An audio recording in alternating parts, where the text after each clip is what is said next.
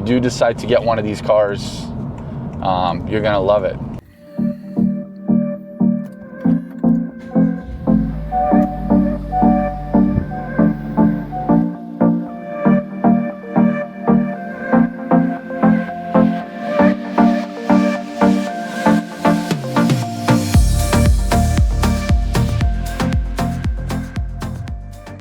I just got me some coffee, and I got this Type R about a few weeks ago. Decided to make a video and tell you guys about why I went with a Type R over Integra Type S. I'll go get some gas now, and we'll talk about it.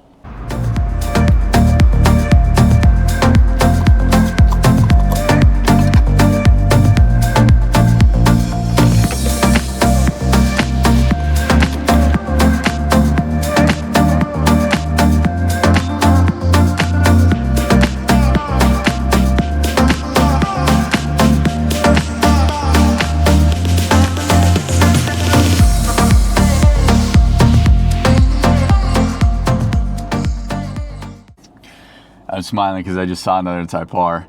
It's probably because I'm right across the street from the Honda dealer here, so there's probably a higher chance of me seeing one.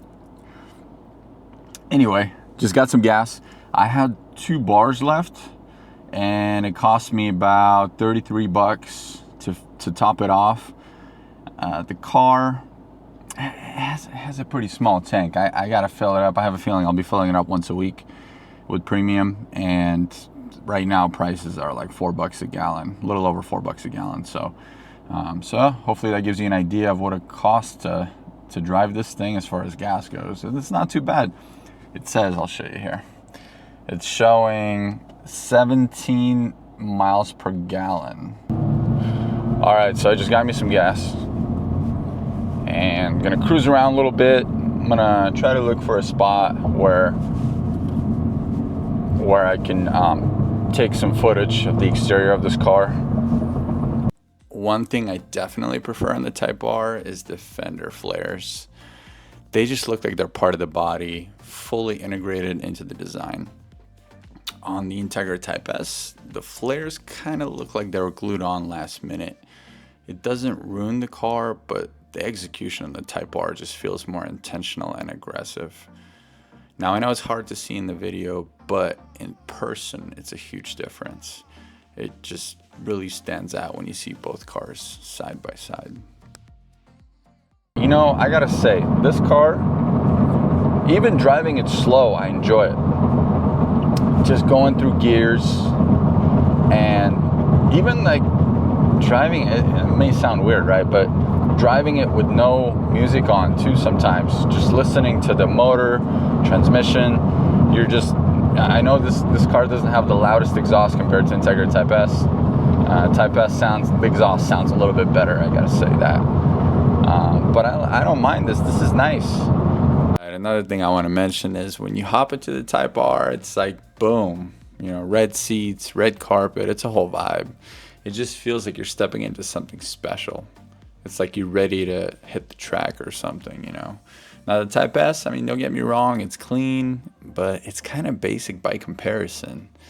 It's nice, but it doesn't have the same excitement when you sit inside. When I got into Type R, right away, this thing, it just felt a lot more special to me, to be honest. And maybe it's the red bucket seats, maybe it's the red carpet, this metal shifter knob that, well, that's a whole another topic, because this thing can burn your hand, you know, when it's hot out. But yeah, when you get in, you see, you know, it's numbered, it's a limited production car. The gauge cluster, since I had an S2000, I love. I'm not sure if Type S has it. I don't think it does. Yeah, when you go into R+ mode, you get this awesome gauge cluster, and I'll show it to you. So this thing here, I mean, it just felt more special to me, and driving it, and it felt more raw. Like I think maybe because of the way the suspension is, the way everything feels about this car just a little more. It's more of a track car, but you could still daily it, you know. So it just had more. I don't know what it is. I don't even know how to explain it, but it just felt more sporty to me. It just felt like exactly what I was looking for. And forget about the spoiler in the back. You know, initially I was thinking like, that's a little too much, but then it grew on me. I started actually liking it. So it doesn't bother me. I embrace it, you know. But everything about this car is just the Type S. I mean, don't get me wrong. Type S is a beautiful car. It's a nice car. Basically same motor, same transmission. So it can't complain too much, right? It's gonna perform. It's just as fast, you know. It's got it all. Same utility and everything. But I'm just telling you that to me, getting into a Type R after a Type S, and then getting back into a Type S after that, test driving another one, I just kept wanting the Type R. Just the raw feel of it is what I was after. So anyway, even though I like the grown-up look of the Type S, the Type R is what did it for me. And I like being connected with the machine. You know, I like that feeling of just, you know, getting your emotions going, getting excited about, you know, driving it. You get out of the car and you look back at the car because you like the way it looks. You like the way it makes you feel. You like, who cares about what anybody else thinks? Who cares about if you're like me, you're not in your 20s anymore, whatever, you're older, you know, who cares about anybody else? All that matters is that you like the car. And honestly, it just feels, Type R just feels special.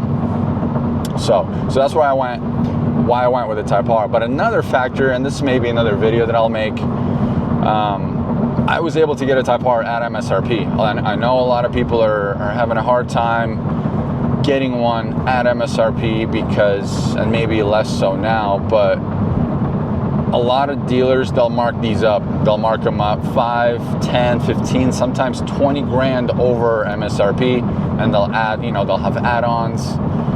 They'll charge ridiculous amounts for all the accessories they put on, and then they want to add on, they want to mark up because they know everyone wants these cars. Well, not everyone, but you know, enthusiasts, those that understand what these cars are all about.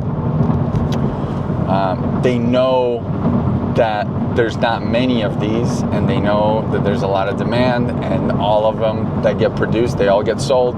So they feel like they can get away with charging you these markups.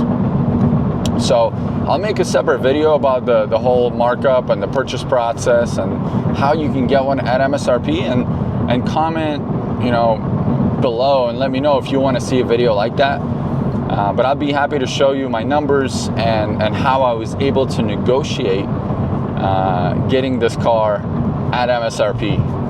It takes a little bit of leg work, you know, but you'll save thousands, tens of thousands in some cases, because you don't want to pay. You know, the other day I was looking at the forums on Reddit. People are saying they're paying. Somebody quoted them 70 grand out the door for this car. You know, it's a Type R, it's special, it's awesome, but you don't want to pay 70 grand for it when you can get it for, you know, around 50 out the door, you know. So anyway, that's a separate topic. But yeah, if you're getting this car and you have to pay a markup, then Type S starts to make a little more sense if you're looking at the numbers.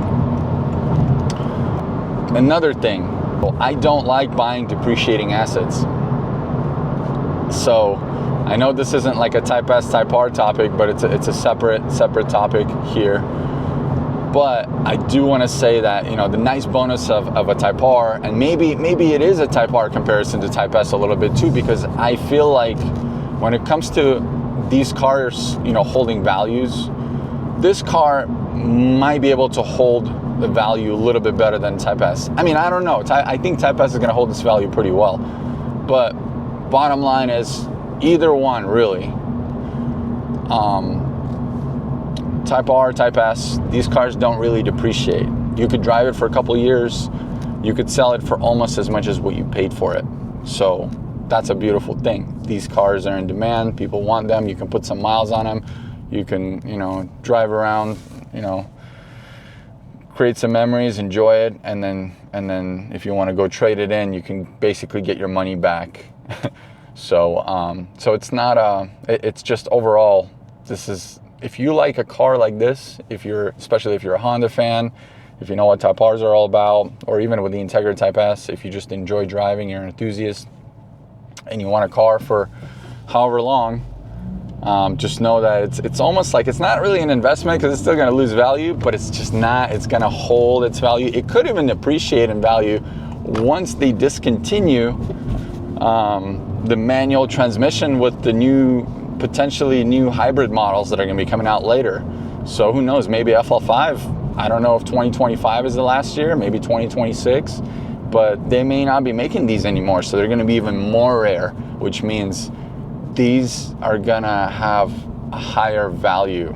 There's gonna be less of them. Sometimes people, you know, crash them or put a lot of miles on them or don't take care of them or whatever. If you have a clean Type R 5 years from now with relatively low miles, you're gonna get your money back. You might even make some money on it. So from that angle, this is a great car to have. All right, so let's talk about the big spoiler on the Type R. I'll admit I wasn't sure about it at first, and I thought it might be a little too much, but honestly, it's really grown on me. It gives the car so much character, and it's functional. The Integra Type S wing is definitely more subtle. It's clean and low key, but for me, the Type R wing just completes the look. Just daily driving it to work puts a smile on my face. I can't complain. Now let's talk exhaust. This is one area where most people give the edge to the Integra Type S. It's louder, more aggressive. It makes those fun pops and burbles that really add to the experience. A lot of people say the Type R exhaust is too quiet and that the sound is pumped in through the speakers. Honestly, it's quieter, yeah, but for me, it still sounds really good inside the cabin. I can't really tell that it's fake or pumped in. Either way, the nice thing is it's an easy fix if you want more sound. There are tons of aftermarket options to wake it up. If you do decide to get one of these cars, you're gonna love it. You're gonna love it. As long as you enjoy driving the manual, you're gonna love this car.